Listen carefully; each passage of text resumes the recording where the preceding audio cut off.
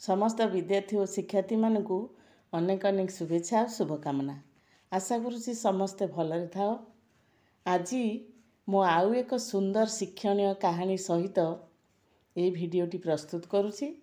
आज किंतु तुम पे गोटे कार्य दि जाउछि। तमे गपटी शुणी सारला परे तमे गपर ना कौन हम कहब। ताले आरंभ करिबा।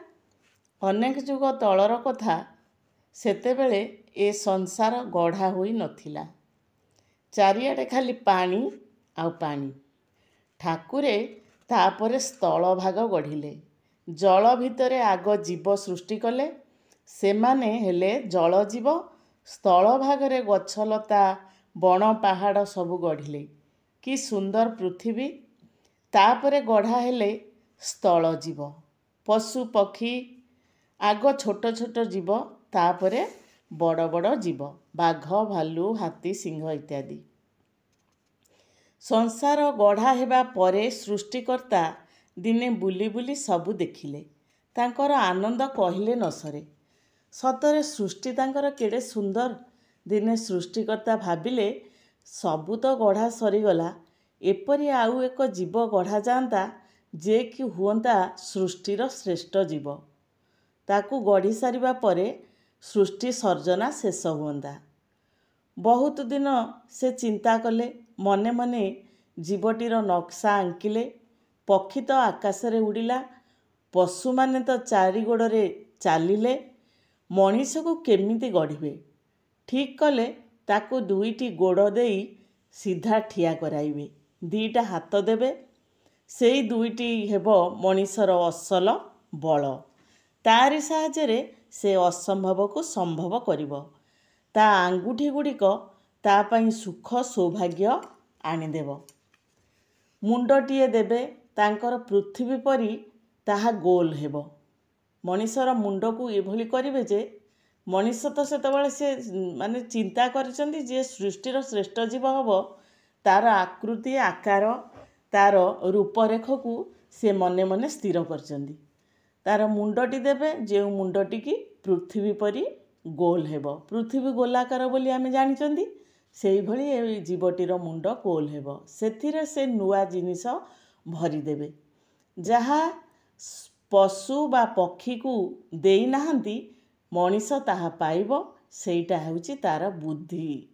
बुद्धि बलरे से नुआ नुआ काम करि परिबो। सेई बुद्धि बलरे से आकाश आउ पृथ्वी को निजर अख्तियार रे बा आयत रे रखिबो।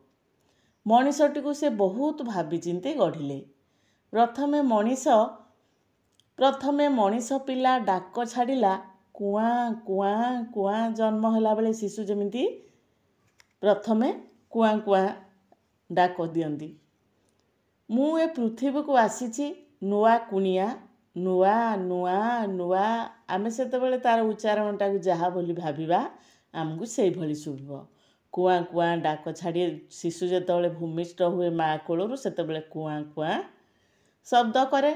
तापरे से मु आसीची नुआ कुनिया नुआ नुआ नुआ। ठाकुरे भारी खुशी होई गले। भारी बढ़िया जीवटीए गढ़िले। पिलाटी बढ़िला। से जाई ठाकुरंगु मुंडिया मारी गुहारी कला। हे ठाकुरे तुमे मते काहींकी गढ़िल? मु कौन करिबी मते कुह ना। ठाकुरे हसी हसी कहिले तते गढ़ी देई मो मन भारी खुशी। मोर एतिकिरे सर्जना काम सरीगला। तू हेउचु मोर श्रेष्ठ आउ शेष सृष्टि। तोरी भितरे मु अमूल्य संपत्ति भरी देइछि। जहा पशु पक्षी केई पाई नाहंती कि पाई परिबे नाही मध्य। हे प्रभु तमे मते कौन देइछ टिके कुह। मु तो भाबुची मु सबुठारु दुर्बल जीव, मते किछि देइन। ठाकुरे कहिले तो भितरे मु दया क्षमा स्नेह माया ममता श्रद्धा भक्ति करुणा इत्यादि भरी देइछि। एई सबु पई तू ए संसारर श्रेष्ठ जीव। तू मो तरफरु ए संसार को चलाइबु। तू राजा। पशु पक्षी तोर हेउचंती प्रजा। तांकु स्नेह श्रद्धा करिबु। तांका प्रति निर्दय हेबुनी। सेमाने तोरी सेबारे रहिबे एवं उपकार भी तोर करिबे। ତୁ ସୁଖରେ ଚଳିବାକୁ ମୁଁ ସେମାନଙ୍କୁ ଗଢ଼ିଛି ଖାଲି ତୋରି ପାଇଁ ସେମାନେ ଦିନ ରାତି ଖଟିବେ। ଗଛ ଲତା ବଣ ଜଙ୍ଗଲ ପାହାଡ଼ ନଈ ନାଳ ପଶୁ ପକ୍ଷୀ ତୋରି ସେବା କରିବେ, ତୁ ସେମାନଙ୍କୁ ନଷ୍ଟ କରିବୁ ନାହିଁ। ମଣିଷଟି ହାତ ଯୋଡ଼ି ବିକଳ ହୋଇ କହିଲା, ପ୍ରଭୁ, ବାଘ ଭାଲୁ ମୋତେ ଖାଇଯିବେ।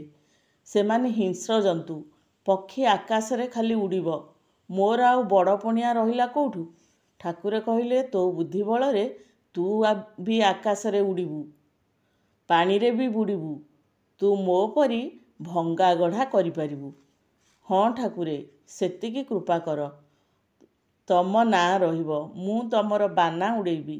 ମୋତେ ଟିକିଏ ସେଇ ଭଙ୍ଗାଗଢ଼ା ମନ୍ତ୍ରଟା ଶିଖେଇ ଦିଅ। ସବୁ କଥାରେ ପ୍ରଭୁଙ୍କୁ ଆସି ହଇରାଣ ହରକତ କରିବନି, ନିଜେ ସବୁ କରିଯିବି। ସେଇ ମଣିଷଟି କହୁଛି ଯେ ମୁଁ ସବୁବେଳେ ତମ ପାଖକୁ ଆସିକି ହଇରାଣ ହରକତ କରିବିନି, ମୁଁ ନିଜେ ଯେମିତି ସବୁ କିଛି ଭାଙ୍ଗିପାରିବି ଗଢ଼ିପାରିବି, ସେଇ ମନ୍ତ୍ରଟା ଶିଖେଇ ଦିଅ ପ୍ରଭୁ। ମଣିଷ ହାତ ଯୋଡ଼ି ଠାକୁରଙ୍କୁ କହିଲା। ଠାକୁରେ ମଣିଷକୁ ଭଙ୍ଗାଗଢ଼ା ମନ୍ତ୍ର ଶିଖାଇ ଦେଲେ। ଏବେ ମଣିଷ ଅସୀମ ଶକ୍ତି ନେଇ ଚଳୁଛି। ବୁଦ୍ଧି ବଳରେ ଆକାଶରେ ଉଡ଼ିଲାଣି, ସାଗରରେ ବୁଡ଼ିଲାଣି, ଗ୍ରହକୁ ଗ୍ରହ ଗଲାଣି। ପୃଥିବୀର ସବୁ ଘଟଣା ସେ ଘରେ ବସି ଦେଖୁଛି। ତାର ଗଢ଼ା କାମ ସରି ଆସିଲାଣି। ଏବେ ସେ ଭଙ୍ଗା କାମରେ ମନ ଦେଇଛି। ସୁନ୍ଦର ବଣ ପାହାଡ଼ ନଷ୍ଟ କରିବାରେ ଚାଲିଛି, ଜୀବଜନ୍ତୁ ମାରି ପଦା କରିଦେଉଛି, ପୃଥିବୀକୁ ମରୁଭୂମି କରିସାରିଲାଣି। ସମୟ ଆସୁଛି, ଦିନେ ସେ ସୃଷ୍ଟିକର୍ତ୍ତାଙ୍କୁ ପୁଣି କହିବ, ହେ ଠାକୁରେ, ମୋ ଭିତରୁ ସେଇ ବୁଦ୍ଧିଟାକୁ ନେଇଯାଅ, ତାହା ହିଁ ମୋର କାଳ, ମୋତେ ସାନ କରିଦିଅ।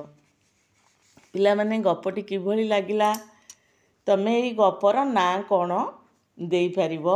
ଗପଟି ହେଉଛି, ଏ ପୃଥିବୀ କି ସୁନ୍ଦର। ସୁନ୍ଦର ପୃଥିବୀରେ ଯେତେବେଳେ ଭଗବାନ ସୃଷ୍ଟି କଲେ ମଣିଷକୁ ଶ୍ରେଷ୍ଠ ଜୀବ ଭାବରେ, ମଣିଷ କିନ୍ତୁ ଯାହା କିଛି ତାକୁ ସୁନ୍ଦର ରୂପ ପରିପାଟି ଯେଉଁ ଜୀବଜନ୍ତୁକୁ ତାର ସେବା ପାଇଁ ଖଞ୍ଜିଥିଲେ, ଯେଉଁ ଗଛ ଲତା ଫୁଲ ଫଳ ନଦୀ ନାଳ ତାଙ୍କର ସେବା ପାଇଁ ତାକୁ କରିଥିଲେ, ମଣିଷ ଆଜି ତାର ଅପବ୍ୟବହାର କରୁଛି, ଯାହାଫଳରେ କି ସେ ନିଜେ ନିଜର ଦୁର୍ଦିନକୁ ବା ଧ୍ୱଂସକୁ ଡାକି ଆଣୁଛି। ଏମିତି ସମୟ ଆସିବ, ଆଜି ଆମେ ଯେଉଁଭଳି ବାୟୁମଣ୍ଡଳରେ ଉତ୍ତାପ ବଢ଼ି ଚାଲିଛି, ଆମେ କେତେଜଣ ଏସି ଘରେ କେତେ ଘଣ୍ଟା ବସି ରହି ଦିନ କାଟିବା। ଏମିତି ସମୟ ଆସିବ ଯେମିତିକି ଆମେ ପୋକମାଛି ଭଳିଆ ବି ଆମ ଜୀବନ ଚାଲିଯିବ। ତେଣୁ ଆଜିଠାରୁ ଏବେ ହିଁ ସମସ୍ତେ ଆମେ ସତର୍କ ହେବା। ଏ ସୃଷ୍ଟି ସୁନ୍ଦର ସୃଷ୍ଟି ଧ୍ୱଂସ ହେବା ଆଗରୁ ଆମେ ତାକୁ ସଜାଡ଼ିବା। ଆମେ ସମସ୍ତେ ଜନ୍ମଦିନରେ ଯେଉଁ କେକ୍ କାଟିକି ବେଲୁନ୍ ଫୁଟେଇକି ଯେଉଁ ଟଙ୍ଗେଇକି ଏତେ ଜାକଜମକରେ ଆମେ ନିଜର ଜନ୍ମଦିନଟି ପାଳୁଛନ୍ତି, ବିବାହ ବ୍ରତ ପାଳୁଛନ୍ତି, ଆମେ ଯଦି ସୁନ୍ଦର ଗଛଟିଏ ସେଇ ଦିନରେ ପ୍ରତ୍ୟେକ ମଣିଷ ଗୋଟିଏ ଗଛଟିଏ ଲଗାନ୍ତେ, ତାହେଲେ ଏଇ ସୁନ୍ଦର ସୃଷ୍ଟି ପୁଣି ତାର ସୌନ୍ଦର୍ଯ୍ୟ ରୂପ କାନ୍ତି, ତାର ବାୟୁମଣ୍ଡଳର ଏସବୁ ଅସ୍ୱାଭାବିକ ପରିବର୍ତ୍ତନ ହୁଅନ୍ତା ନାହିଁ।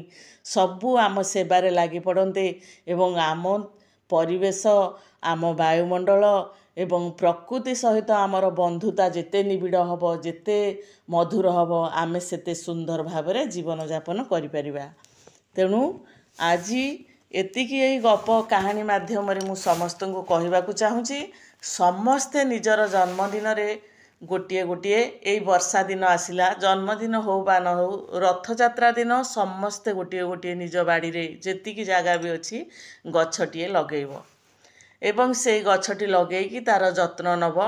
ସିଏ ବଢ଼ିକି ଫୁଲ ଫଳ ନଦେଲେ ବି ଡାଳପତ୍ର ମିଳିକି ଯେମିତି ଗଛଟି ବଞ୍ଚି ରହିବ, ତାର ଯତ୍ନ ନେବ ଏବଂ ଆମର ଏଇ ଧ୍ୱଂସାଭିମୁଖୀ ପୃଥିବୀକୁ ଗୋଟିଏ ଅତି ସୁନ୍ଦର କମନୀୟ ରୂପରେ ସଜେଇ ଦେବ ଏବଂ ଆମର ଯେଉଁଭଳି ଭାବରେ ଆମର ପ୍ରକୃତି ଆଜି ଅଶାନ୍ତ ହୋଇଛି, ତାକୁ ଶାନ୍ତ କରିବା ପାଇଁ ଛୋଟିଆ ପ୍ରୟାସଟିଏ କରିବ। ତୁମେ ହିଁ ଆଗାମୀ ଦିନର ଭବିଷ୍ୟତ, କାରଣ ତୁମେ ହିଁ ଏଇ ପରିବେଶରେ ଚଳିବ, ଏଇ ପ୍ରକୃତି ସହିତ ତମେ ବି ନିଜକୁ ଖାପ ଖୁଆଇ ଚଳିବାକୁ ପଡ଼ିବ। ତେଣୁ ପ୍ରକୃତିକୁ ଧ୍ୱଂସ କରିବା ଆଗରୁ ସଜାଡ଼ିବାକୁ, ଏଇ ବାର୍ତ୍ତା ସହିତ ଆଜିର ଗପକୁ କାହାଣୀକୁ ଏଇଠି ରଖୁଛି। ସମସ୍ତଙ୍କୁ ଅଶେଷ ଅଶେଷ ଧନ୍ୟବାଦ।